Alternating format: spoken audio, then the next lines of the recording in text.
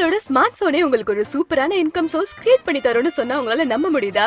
எப்படின்னு தெரிஞ்சுக்க ரொம்ப ஈகரா இருக்கீங்களா? அப்போ இந்த வீடியோ உங்களுக்கு தான். இன்னைக்கு மார்க்கெட்ல மோஸ்ட்லி எல்லாருமே காஸ்ட்லியான போன்ஸ் தான் யூஸ் பண்றாங்க.